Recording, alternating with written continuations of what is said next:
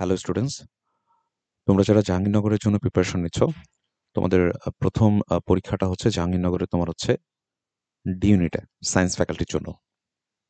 তো ডি ইউনিটের জন্য যারা খুব ভালোভাবেই প্রিপারেশন নিচ্ছ এর আগেও এবং এখনও নিচ্ছ, তাদের জন্য শেষ প্রস্তুতিটা কেমন হওয়া উচিত এবং কোন বিষয়গুলোতে বেশি জোর দেওয়া উচিত, এই বিষয়টা নিয়ে এখানে কথা বলা হবে। প্রথমত, জাহাঙ্গীরনগরের ডি ইউনিটের জন্য তুমি একটা কোশ্চেন ব্যাংক অবশ্যই কিনছো, না কিনে থাকলে অবশ্যই কেনা উচিত তোমার। তো এই কোশ্চেন ব্যাংক যেটা আছে, এই কোশ্চেন ব্যাংকের তুমি হচ্ছে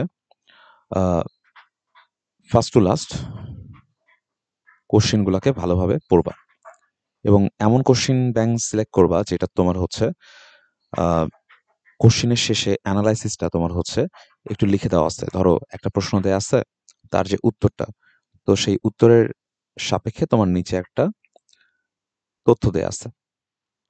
এতে করে হবে যেটা, সেটা হচ্ছে তোমার এই একটা প্রশ্ন পড়তে গিয়ে তোমার আরো কয়েকটা প্রশ্ন হয়ে যাবে, মানে যেগুলো আসতে পারে এই বছর। তো এটা তোমার হচ্ছে একদম পুরোটা কাভার করা হচ্ছে প্রথম টার্গেট।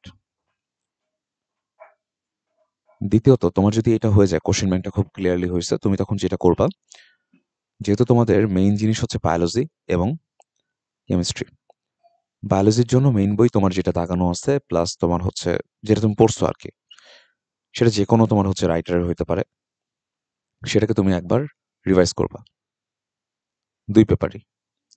ঠিক আছে? যে জিনিসগুলো কম মনে থাকে সেগুলো তোমার হচ্ছে কয়েকবার দেখবা, দরকার হলে আরেকবার দাগায় রাখবা, লিখে রাখবা।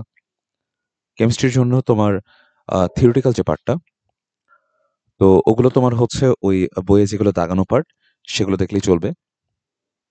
আর ম্যাথমেটিক্যাল পার্টের জন্য প্রিভিয়াস ইয়ারের কোশ্চেনগুলোকে বেশি ফোকাস করবা। ঠিক আছে? ম্যাথমেটিক্যাল খুব বেশি আসবে এমন না, 5-6টা আসতে পারে 22টার মধ্যে। তো সেক্ষেত্রে তোমার হচ্ছে কোশ্চেন ব্যাংকের যে ম্যাথগুলো আছে, এগুলোকে ফোকাস করলে আশা করি এখানে পেয়ে যাবা। আর বাকি যে 14 মার্ক, আইকিউ প্লাস আদার্স, এইটার জন্য অনলি প্রিভিয়াস ইয়ার কোশ্চেন। এর বাইরে আসলে তোমার কোনো কিছু দেখার দরকার নেই। ঠিক আছে? এটা যদি তুমি ফলো আপ করতে পারো, হোপফুলি তুমি 3-4 দিন পরে যে এক্সামটা আছে জাহাঙ্গীরনগরের ডি ইউনিটের, সেটা তুমি অ্যাটলিস্ট একটা ভালো সিরিয়াল অ্যাচিভ করতে পারবা।